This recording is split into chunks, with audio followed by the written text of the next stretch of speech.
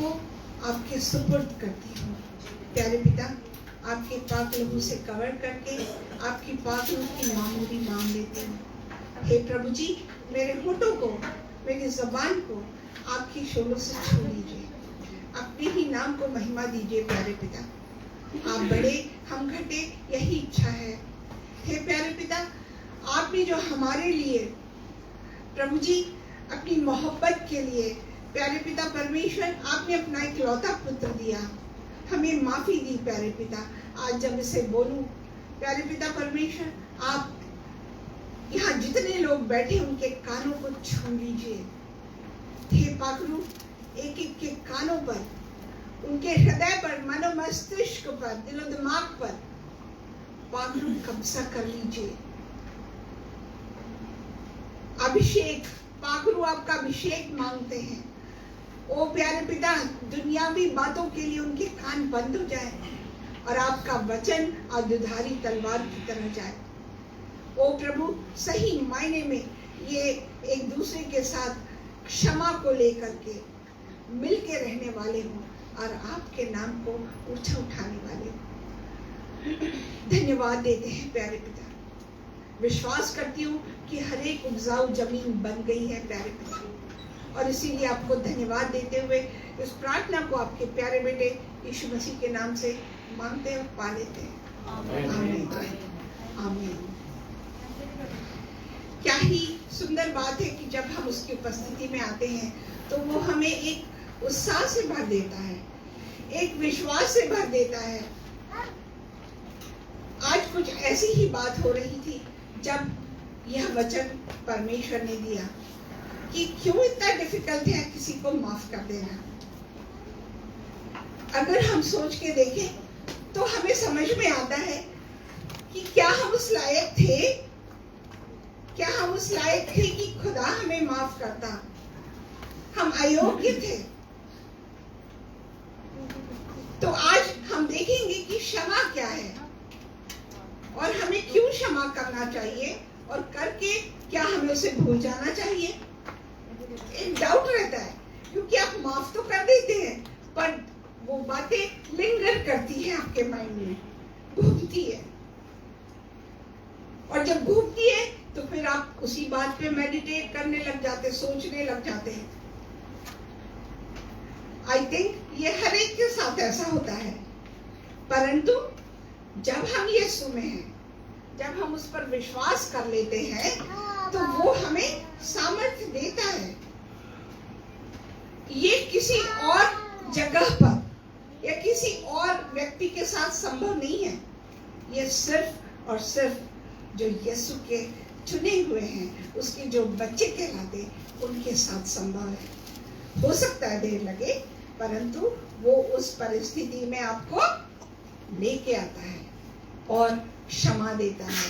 वचन कहता भी है कि धन्य है वे जिनके पाप क्षमा किए गए हैं, माफ किए गए हैं, और उसने किया है तब तो हमें अपना पुत्र और पुत्री बनाया है। तो आइए हम देखेंगे आज इस विषय में कि परमेश्वर क्या कहते हैं। बहुत डिफिकल्ट होता है किसी को माफ कर देना। तो क्या हम कई बार विश्वासी है तो कॉन्फिडेंट हो जाते कि नहीं हम तो कर सकते हैं, हमने तो माफ किया है, परीक्षा नहीं है।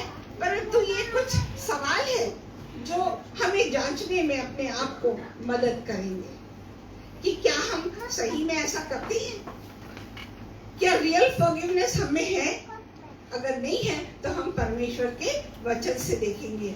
हालांकि बहुत बार सुनते हैं, परंतु वचन यही कहता है कि विश्वास हमारा बार बार सुनने से आता है, और वो भी कहां से, परमेश्वर के वचन से।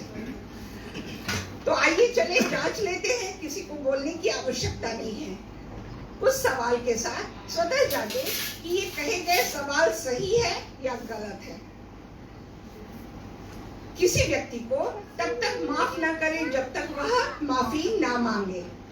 दूसरा, क्या हम उसके साथ सहमत हैं, अपने आप को चेक करिएगा। क्षमा का मतलब अपराधी द्वारा दिए गए चोट को के दर्द को कम करना या उसे भूलने के बाद माफ करना। कई बार ऐसा होता है टाइम लेकर के माफ करते हैं लोग, तो क्या ये सही है? क्षमा करने के बाद वापस विश्वास जीत पाना संभव है? जब आपको धोखा हो जाता है, ट्रस्ट खत्म हो जाता है, तो क्या आप वही ट्रस्ट वापस लेके आते हैं? अगर नहीं लेके आते तो कहीं हम कम पड़ जाते हैं। चोट पहुंचाने वाले को माफ करना क्या आपकी रिस्पॉन्सिबिलिटी है? कई बार छोड़ देते हैं। अब आपने अपने आप को देखा हुआ है, सोचा हुआ है सही है या गलत है, तो अब हम देखेंगे कि हमारे पिता क्या कहते हैं। कौन है हमारा पिता? परमपिता परमेश्वर, हमारा यीशु। हालेलुया। तो वचन के अनुसार ये सब बातें गलत हो जाती है, तो फिर हम क्षमा को समझेंगे। लूका की इंजिल 23वां अध्याय और उसकी 34 आयत, लूक 23 उसका 34 वर्स। तब यीशु ने कहा, हे पिता, इन्हें क्षमा कर, क्योंकि ये नहीं जानते कि क्या कर रहे हैं। और उन्होंने चिट्ठियां डालकर उसके कपड़े बांट लिए। अब इस वचन में लिखा है कि हे पिता, इन्हें क्षमा कर। यहाँ देखते हैं कि जितनों ने यीशु को सूली दिलवाई थी, जितनों ने क्रूस पे चढ़ाया था, उसमें हम भी शामिल हैं, हमारे गुनाह भी शामिल हैं। किसी ने उनसे ये नहीं मांगा, ये नहीं कहा कि हे यीशु राजा, आप हमें माफ कर दीजिए। हम में से किसी ने नहीं कहा। उस समय उनसे किसी ने नहीं मांगा था कि आप हमको माफ कर दीजिए, बल्कि वे तो खुश हो रहे थे। परंतु क्या हुआ? फिर भी यीशु मसीह ने कहा, अपने बाहें फैला के कहा था, हे पिता, इन्हें क्षमा कर, क्योंकि ये नहीं जानते। और यीशु ने अपने दर्द को कम भी नहीं किया। ये नहीं कहा कि ये लोग पूछ नहीं रहे, माफी नहीं मांग रहे, तो मैं क्यों इन्हें क्षमा कर दूं, मैं क्यों इनके लिए दर्द उठा लूं। हम किसी के लिए कुछ भी त्याग करने तैयार नहीं होते। कहते पहले मैं देख लूं, अपना मेरा परिवार देख लूं। उसने सारी दुनिया के लिए हमारे सबके गुनाह अपने ऊपर ले लिए, कोड़े खा लिए, कांटों का ताज पहन लिया, उसने उसके मुंह पे थूका गया और सूली पर उसको टंगाया गया। जस्ट इमेजिन कि कितना दर्द भरा वो दृश्य होगा। कल्पना मात्र से हमारे बदन पे रोंगटे खड़े हो जाते हैं। उसे ये नहीं कहा कि मेरा दर्द कम हो जाए, उसे सब कुछ सह लिया हमारे लिए, खुशी खुशी सह लिया और माफी भी मांग ली। कहने का मतलब है कि उसने पहल की। हालेलुया। क्या हम करते हैं? आइए क्षमा शब्द का सही अर्थ और उसका उपयोग भी देखेंगे। अगर हिंदी की डिक्शनरी में देखें या उर्दू में अगर आप देखें, तो अपराध को बिना प्रतिकार, मतलब बगैर रिएक्ट किए, प्रतिकार की भावना के सह लेना, टॉलरेट कर लेना। और यही नहीं होता मनुष्य में। सहनशीलता को, सह लेने की प्रवृत्ति को या सहनशीलता को, He bore our sins on him, on his body. उसने अपने शरीर में ग्रहण किया। सहनशीलता को माफी कहते हैं। पवित्र शास्त्र हमें 2 तरह की माफी की बारे में बताता है। इसी से हमें इसी पैराग्राफ से ही पता लग जाता है। माफी के लिए किसी चीज की जरूरत नहीं होती, किसी चीज की जरूरत नहीं होती, कोई रिक्वायरमेंट नहीं है उसकी। गुनाह करने वाले से और परमेश्वर से मेल मिलाप के लिए, रिकंसिलिएशन विद गॉड फादर, जो रिश्ता अदन में टूटा था परमेश्वर का और आदम का, उसको रेस्टोर करने के लिए, मेल मिलाप के लिए हमारे प्रभु ने अपने इकलौते बेटे का क्रूस पर बलिदान करा। पिता से मनुष्य जाति का मेल मिलाप परमेश्वर ने कराया, परमेश्वर से कराया, जिसका हम हमेशा देखते हैं यूहन्ना 3 की 16 आयत में, कि उसने जगत से इतना प्रेम किया कि अपना इकलौता पुत्र दे दिया। हालेलुया। आज हम यहाँ पर इसीलिए हैं कि उसने हमारे गुनाहों की माफी दी, हमने उससे मांगा, उसे अपना पिता कबूल किया और उसने हमें अपनी उपस्थिति में लाने का हक, योग्यता बख्श दी। दूसरा, हम देखते हैं कि मानव को पिता से मेल मिलाप कराने के लिए अपने गुनाहों से तौबा कर यीशु को अपना नजात जिंदा कबूल करना जरूरी है, बता दिया उसने। और यूहन्ना 14:6 में कहा कि मार्ग, सत्य और जीवन नहीं, किसी को नहीं मिल सकती ये अनंत जीवन, किसी को पापों का छुटकारा नहीं मिल सकता, किसी को नहीं मिल सकता, परंतु एक ही रास्ता है। अगर आप छुटकारा चाहते हैं, आपने जो भी कुछ किया हो वो हिसाब नहीं लेता। वो कहते उसने पूरब से पश्चिम है दूर, उतनी ही दूर किए हमारे गुनाहों से उसने मुंह मोड़ लिया, दूर कर दिया आपसे, परंतु वो आपको उस कॉन्सिक्वेंस में छोड़ता है कि आपका हृदय धन्यवाद से भरा रहेगा। मत्ती 6:15 कहता है, क्यों इस क्षमा के विषय में हम बात कर रहे हैं। और यदि मैथ्यू 6:15 वर्स, और यदि तुम मनुष्यों के अपराध क्षमा न करोगे तो तुम्हारे भी क्षमा न करेगा। Then why we are holding it? हम इसे क्यों पकड़ के रखते हैं?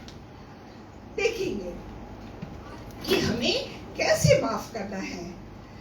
अब आगे देखिए कि माफ जैसे परमेश्वर ने किया है वैसे हमें करना है। बच्चे नहीं कहता कि जैसा मेरा स्वभाव है वैसा तुम्हारा भी हो, क्योंकि हम उसके बच्चे बन गए हैं।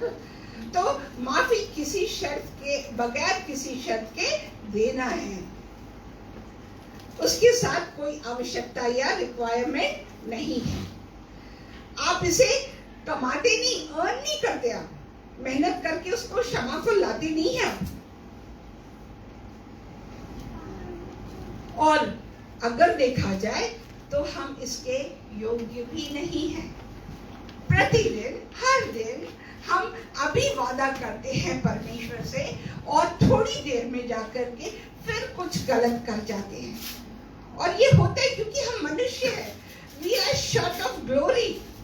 उसकी महिमा से कहीं कम है, हमें कमी है। और ये इसी वजह से होता है, मनुष्य स्वभाव है। और वो परमेश्वर को मालूम है कि ये मिट्टी है, इसमें सौदा नहीं होता, नो बार्गेनिंग। इस पे हम भाव तौल नहीं कर सकते। तो माफी आधारित है कि आप गलती फिर नहीं करेंगे। In spite of that, हम मनुष्य हैं, कहीं कम पढ़ ही जाते हैं और इसीलिए हमें प्रतिदिन उससे माफी मांगने की जरूरत होती है। क्षमा करना है, कोई मांगे चाहे ना मांगे, इट्स अ कमांड। क्यों है ये कमांड? क्या हम पहल करते हैं? उसने चोट को कम नहीं किया, क्योंकि कई बार ऐसा होता है कि लोग बोलते सॉरी मैंने आपको तकलीफ दे दी, और अगर आप उसको कह देते नहीं मेरे को कोई तकलीफ ही नहीं हुई, तो इन वन में आप अपने दर्द को कम कर रहे हैं, उस माफी को छोटा कर दे रहे हैं।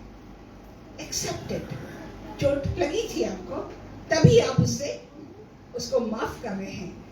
आपने कहीं व्यक्त किया होगा या आप व्यक्त ना किया तो आपके व्यवहार से जाहिर हुआ होगा। उसने चोट को कम नहीं किया, हमें भी वैसे ही करना है। तो क्यों? अगर ना करें तो क्या होगा?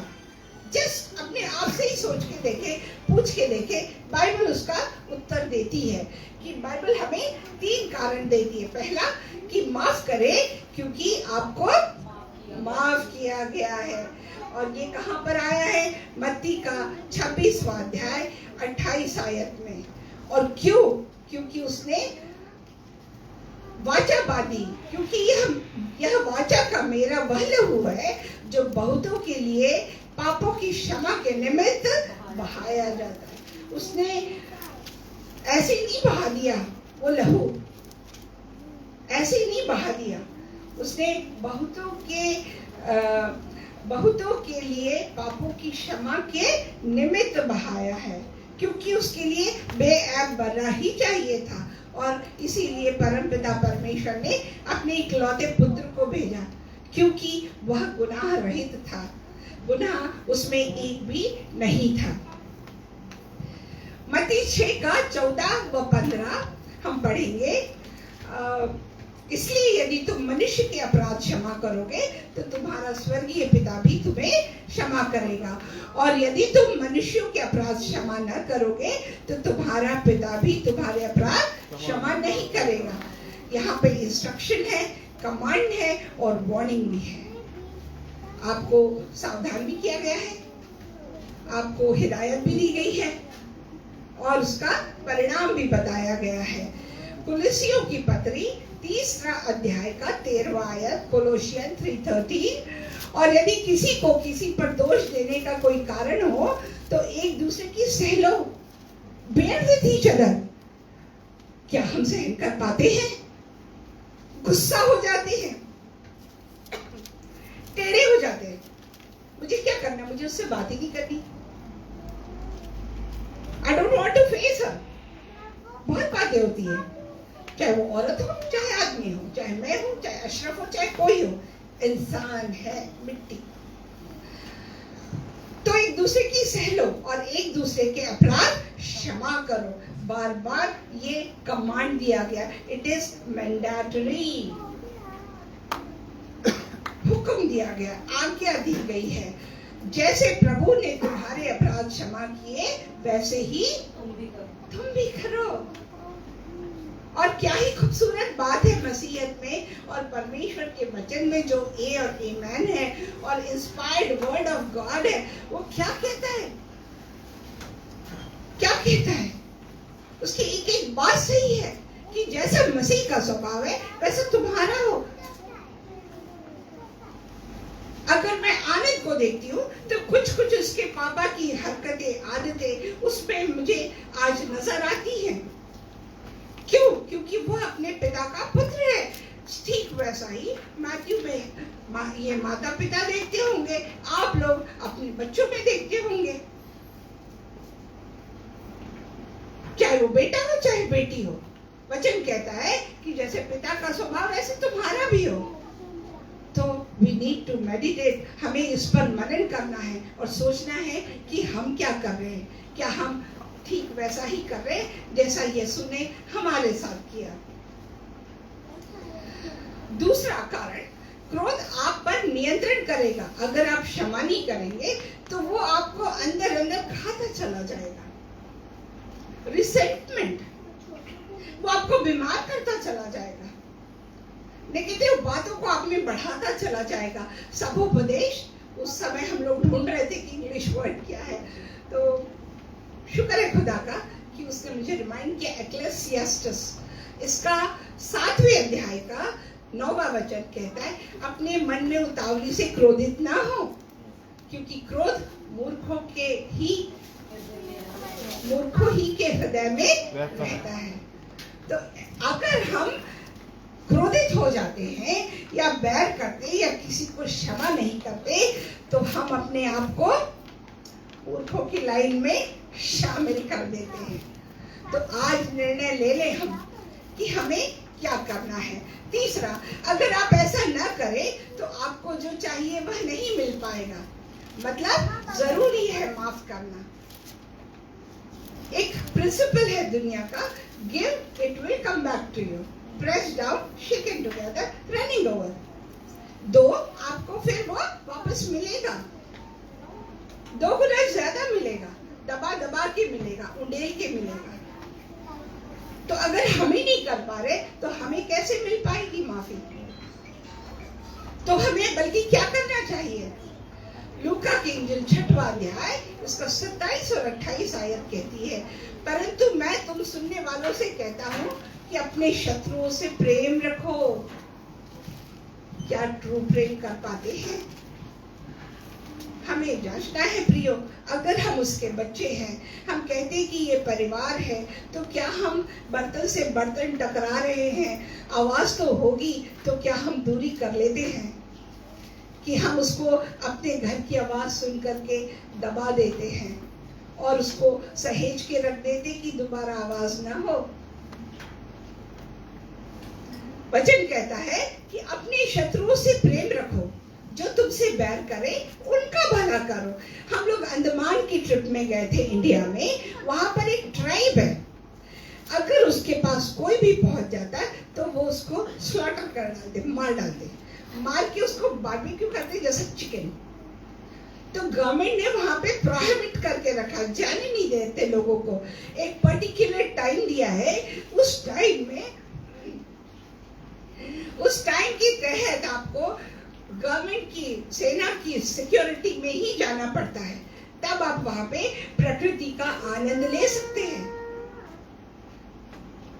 और इस बात के लिए मसीही है जिन्होंने पहल की। उन्होंने अपनी मौत का डर का एहसास अपने में नहीं होने दिया एंड दे रीच्ड आउट। वे वहां पहुंचे, उन्होंने बहुत तकलीफें सहन की, उन पे लानतें आई, उनकी जानें गई, परंतु आज परमेश्वर का नाम वहां पर ऊंचा हो गया।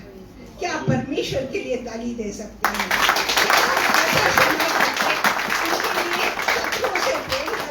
उनका भला करके क्या हम ये कार्य कर सकते हैं? इट मीन्स गट्स, बहुत हिम्मत चाहिए, बहुत मनोबल चाहिए और बहुत ज्यादा अनुग्रह चाहिए परमेश्वर का कि हम उसकी तहत ये काम कर सके। इट हर्ट्स, यीशु को तकलीफ हुई थी, हमें भी होगी, वो इसकी गारंटी नहीं देता। कहते जैसा मेरा स्वभाव वैसा आपका हो। 28वां वचन, जो तुम्हें श्राप दे उनको आशीष दो, जो तुम्हारा अपमान करे उसके लिए प्रार्थना करो। A sincere heart of prayer. कह तो देते कि हाँ दुआ करेंगे, but are you really praying for them? क्या आप सही में प्रार्थना कर रहे हैं? हमें जांचना है और आज परमेश्वर से मांगना है, क्योंकि आज हम उसके टेबल पर आएंगे।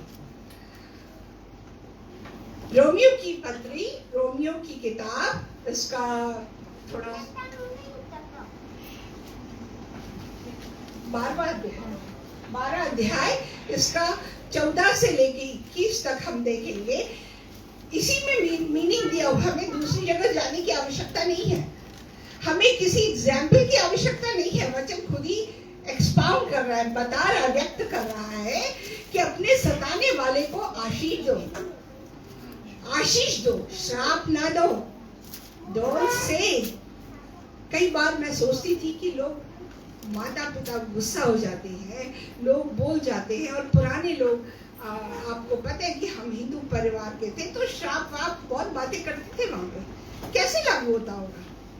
बट वचन कहता है, मैंने जाना है मसीह में, कि अगर हम कलाम करते तो मुजस्सम होता है, तो इसी प्रकार से होता होगा। इसीलिए वचन हमें हिदायत देता है, स्ट्रिक्ट ऑर्डर देता है कि हमें गलत नहीं बोलना है, उसको आशीष देना है, श्राप ना दो। आनंद करने वालों के साथ आनंद करो और रोने वालों के साथ रो, आपस में एक सा मन रखो। हम खुदा के घर में आते हैं, क्या हमारे मन एक से हैं कि हम एक दूसरे से दूर दूर हैं? सोच के देखिए, क्या हम कंसर्न हैं? एक दिन ऐसा हो गया कि दो तीन दिन मुझे अशरफ से कोई मैसेज नहीं आया, अशरफ साहब से। तो मैंने उनको फोन किया, मैंने कहा सब खैरियत तो है? तो बोलते हाँ खैरियत है, मैं बिजी था। तो मैंने कहा ठीक है, जब तक खैरियत है तब तक फिक्र करने की जरूरत नहीं है। ये जस्ट एक मैटर ऑफ कंसर्न है। आपके चेहरे पे थोड़ी सी मुस्कान आ जाती, आप सोचते हैं yes somebody is caring for me. भाई सलीम को फोन किया था, इनको फोन किया, बच्चे जुबैर और इनको फोन किया था, जिनके नंबर है पूछ लेती हूँ, जो नर्सेस है उन्हें तो पता है। ये बेटी को तो मैं नहीं करने वाली फोन वो वहां से इशारे कर रही थी, पर उसे ये नहीं जाना कि मैंने कितने लोगों से उसके बारे में खबर ले ली करके। कोई बात नहीं, कंसर्न हूँ मैं, माता पिता है हम पर आपस में एक सा मन रखो, अभिमानी ना हो, घमंड ना हो। किस चीज का घमंड? दौलत यही रह जानी है। रिसेंटली एक व्यक्ति की डेथ हुई। के सिंगर है, आनंद को बहुत बुरा लग रहा था वो, क्योंकि उसके गाने गाता है, उसे पसंद है, मीनिंगफुल सॉन्ग है। तो उसके पास की धन दौलत रखी रह गई, कोई फायदा नहीं हुआ उसका। तो हमें इन बातों का ध्यान रखना है कि हमें घमंड क्यों करना है। मिट्टी है, मिट्टी में जाना है, घर तो वही है हमारा। उसको लक्ष्य देते हुए आगे बढ़ते जाना है, यीशु की तरफ बढ़ते जाना है। जो बातें सब लोगों के निकट भली है परंतु दीनों के साथ संगति रखो, अपनी दृष्टि में बुद्धिमान ना हो। वचन कहता है प्रियो कि हमें कितना भी ज्ञान हो बाइबल में, परंतु फिर भी हम उसकी गहराई में नहीं पहुंच सकते। अथाह है वो, डेप्थ उसकी इतनी गहरी है कि कोई वहां तक पहुंच ही नहीं सकता, चाहे कितना ही बुद्धिमान हो। तो फिर हम क्यों घमंड कर लें। बुराई के बदले किसी से बुराई ना करें। जो बातें सब लोगों के निकट भली है उनकी चिंता किया करो। यहाँ तक हो सके भरसक सब मनुष्यों के साथ मेल मिलाप रखो।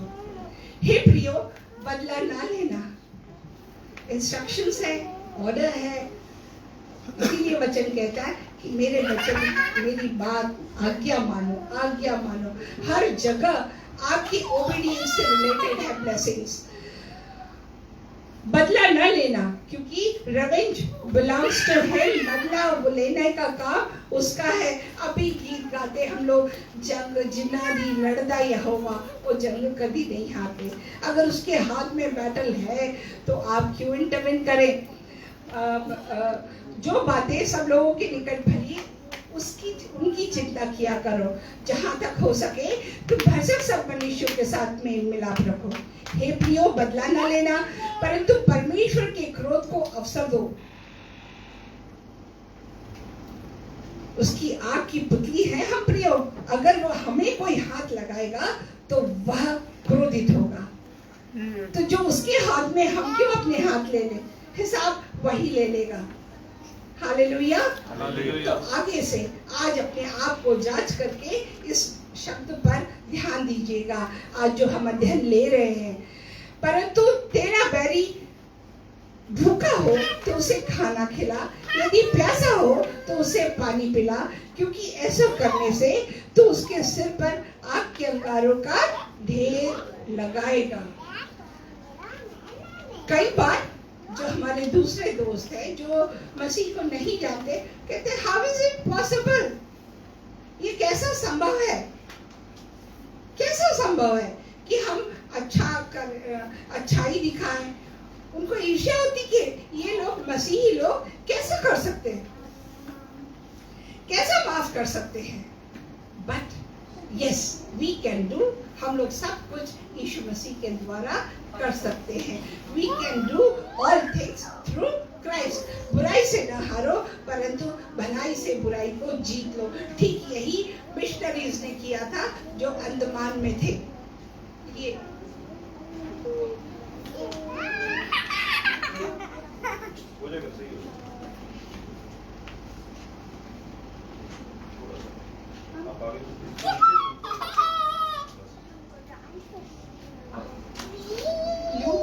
लूका की इंजिल 17 अध्याय उसका 3 की 43 आयत कहती है, सचेत रहो, यदि तेरा भाई अपराध करे तो उसे समझा, यदि पछताए तो उसे क्षमा कर।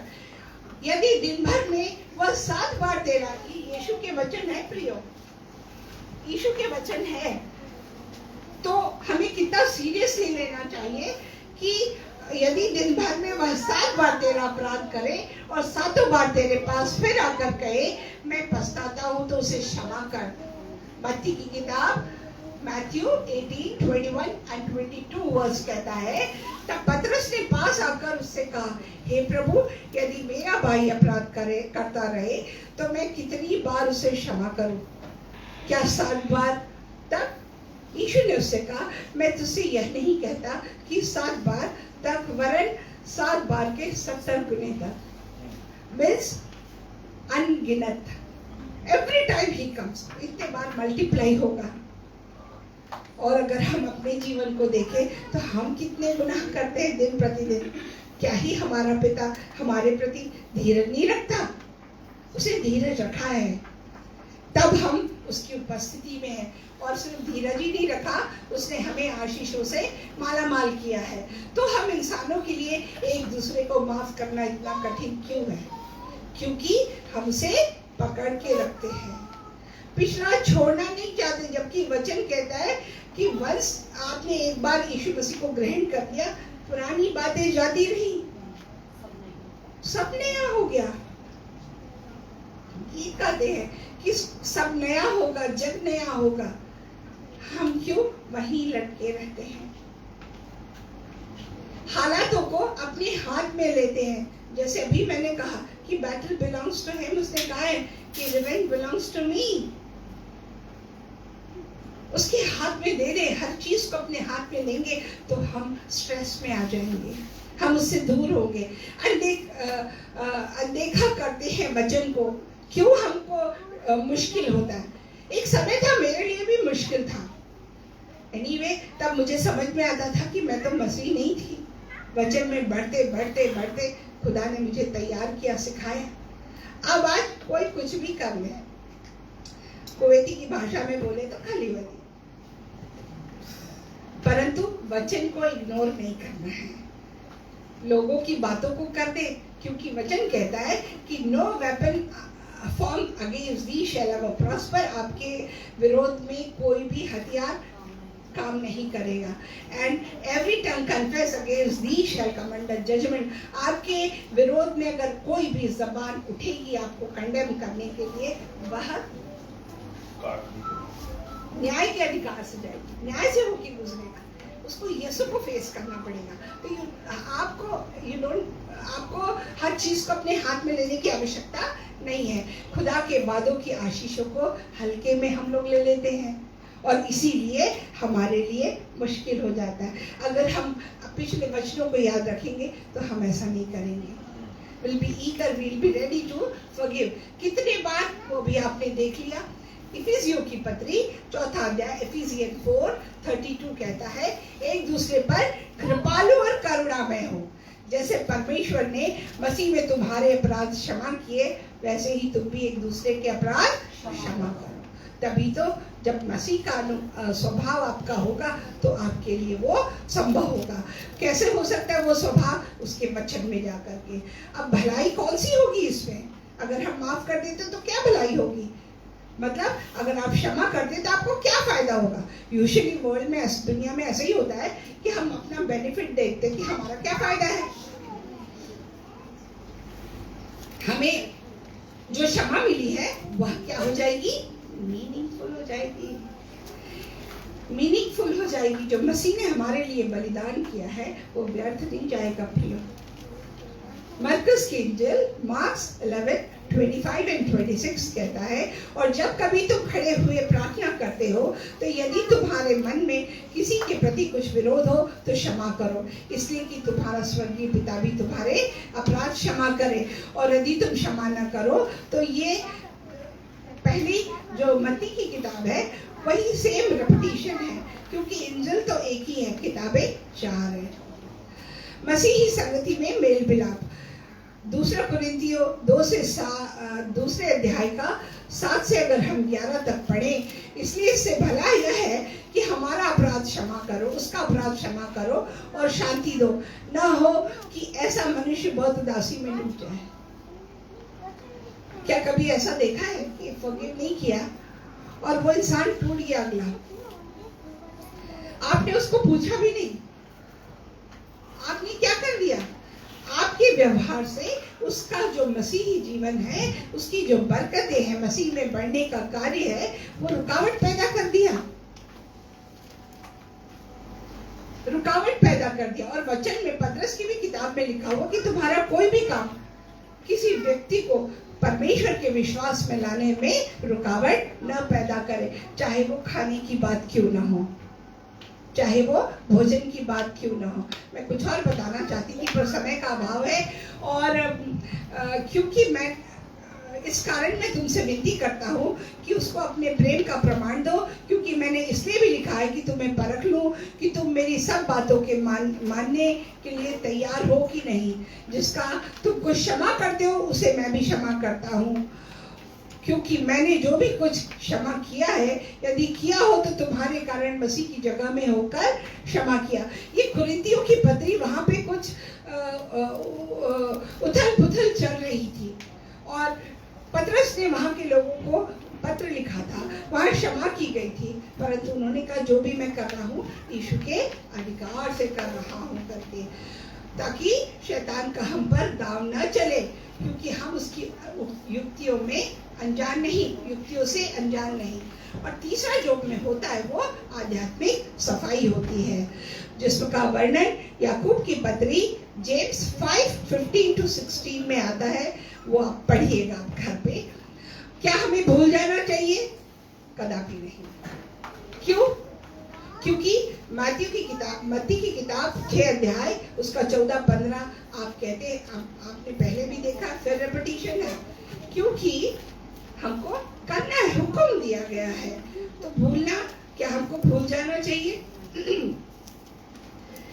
माफी को, गुनाह को भूल जाना चाहिए, गुनाह को भूल जाना चाहिए, क्षमा कर देना चाहिए। क्यों? क्योंकि जो आपने चोट खाई है उसके द्वारा एक अच्छा कार्य होने वाला है। यीशु ने आज अपना रक्त हमारे गुनाहों को अपने ऊपर ले लिया, तो सारी दुनिया को अपनी तरफ खींच लिया। हालेलुया।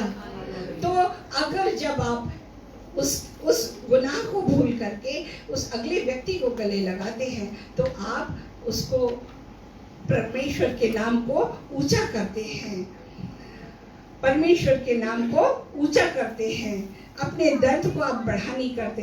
अगर आप ऐसा नहीं करते तो आप उस गुनाह पर मेडिटेट करते हैं।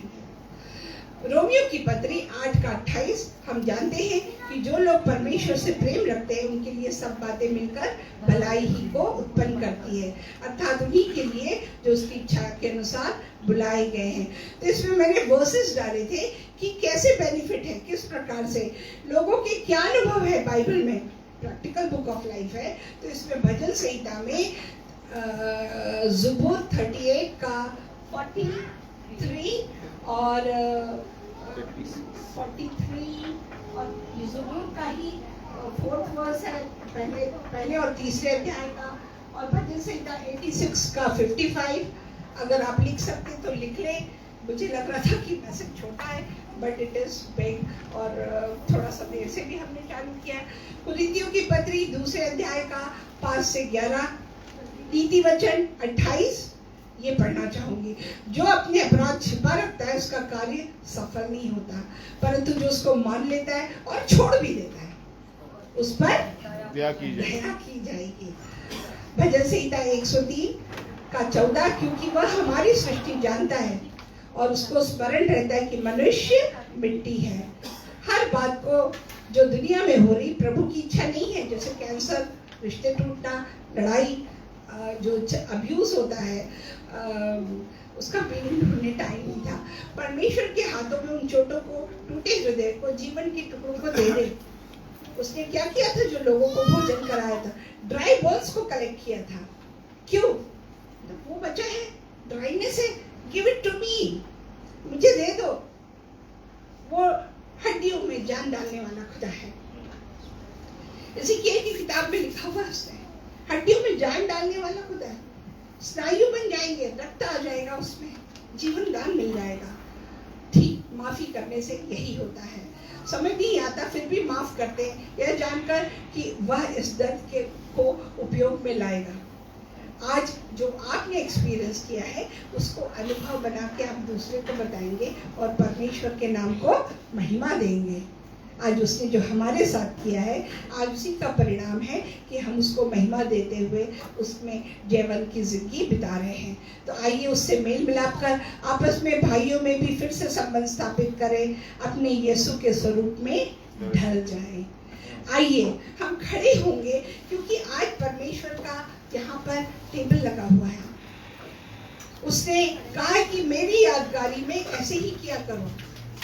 उसने अपना बदन तोड़ा, लहू दिया, हमारे गुनाहों को अपने ऊपर ले लिया और हमें गुनाहों से माफी दे करके अनंत जीवन दे दिया। तो क्या आप अब तैयार हैं आज अपनी आंखों को बंद करके उससे माफी मांग के सब बैर को छोड़ करके उसके टेबल पे आने के लिए? ये जरूर है कि जिसने बपतिस्मा लिया है वे आए। ये भी जरूर है कि आपने माफी नहीं की तो माफी दें, परंतु इस एरोगेंस के साथ न रहे कि मैंने गलत किया तो मैं उसके टेबल पे ही ना हूं, माफी ही ना मांगू। अगर ऐसा करते हैं तो हम अपने आप को घमंडी शो करते हैं खुदा के सामने, दीन नहीं बनते उसके सामने।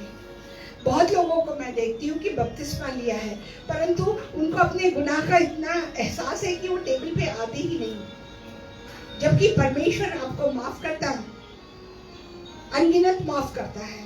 अभी वचन में देखा हमने, तो हम क्यों वो एरोगेंट बन जाएं? हम गुनाह पे क्यों मेडिटेट करें?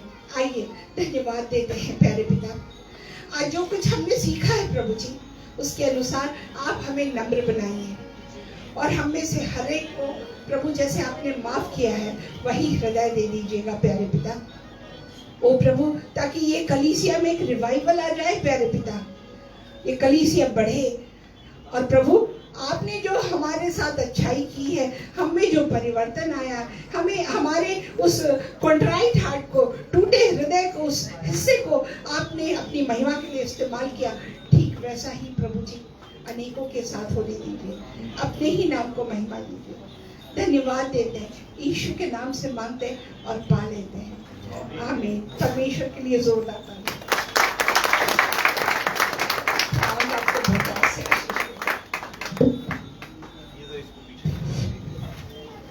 हालेलुया। आइए हम बैठ सकते हैं।